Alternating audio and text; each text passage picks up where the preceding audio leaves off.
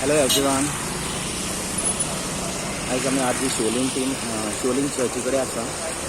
तुमी हांगासर पळोवपाक शकता.